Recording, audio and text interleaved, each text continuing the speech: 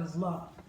And then there's other kinds of things that require our participation in order to get the benefit of them. And let's say what this isn't.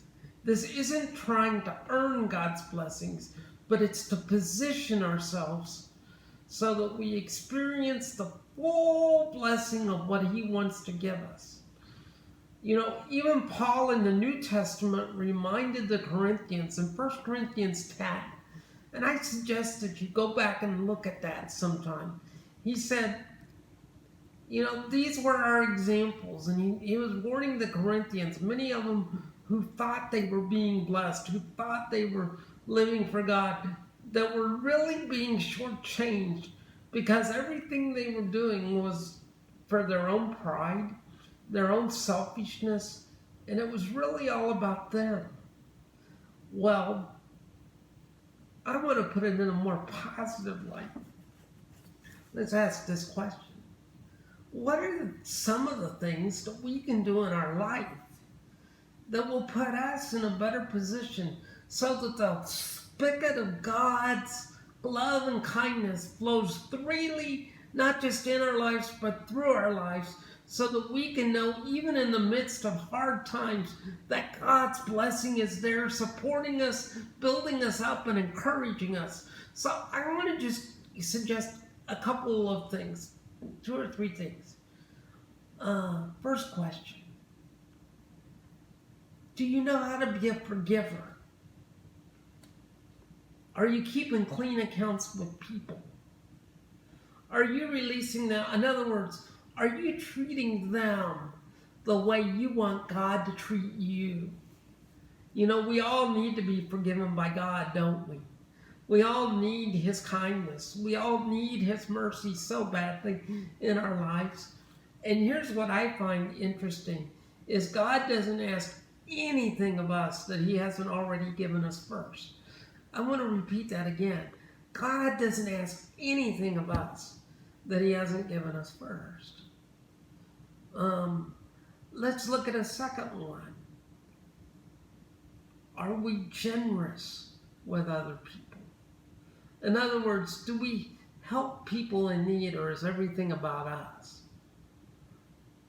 A third one, and this will be our final one for tonight. I think this one might be the one that's the hardest for the most of us.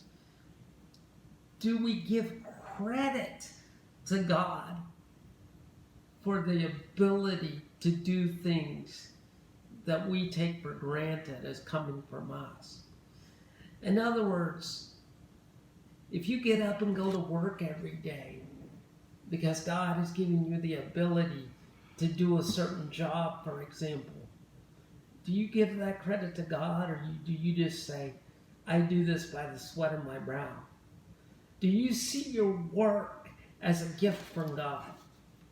Do you see the things that God has empowered you to do as coming from God initially? Or does it really all go back to you and what you do yourself? Or are you so proud of yourself that you don't give appropriate glory to God? You see, this is important for several reasons. Because number one, when you realize what God has given you, you start to begin to get a new picture of just how much God really loves you. And when that happens and tough times come, you can rely on the reality of that love to help you through the tough times. And that way, your life doesn't feel like it's being run by other people. You know, if you don't have a thankful heart, you always feel like somebody's, like you're always having to look over your shoulder because you're more afraid of what others are trying to do to you than what God is trying to do for you and in you. Good thought to think about. So, tomorrow we'll open up some of these ideas more specifically. But tonight, I just want to leave you again with the initial question. How blessable are you?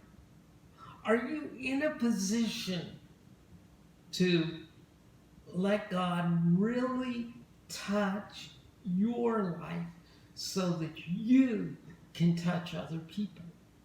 Because you will only be your happiest when the spigot of God's love and grace can flow freely from you to other people.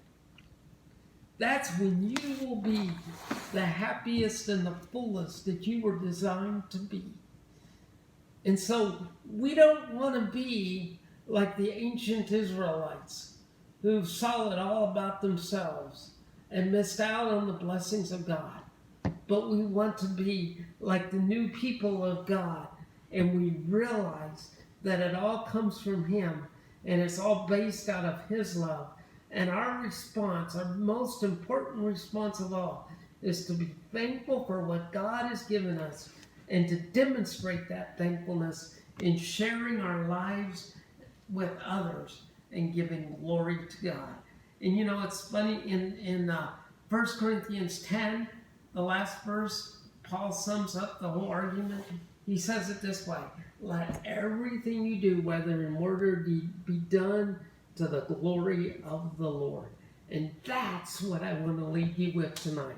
Let everything you do be conscious of God's glory in your life, and that everything that you have the ability to do ultimately comes from Him. Have a great night, and God bless you, and I love you. Let me know what you think. I'm excited to hear your comments, and I'll see you tomorrow.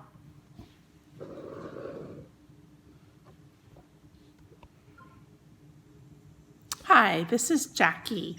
If you liked the previous message, please like below and subscribe.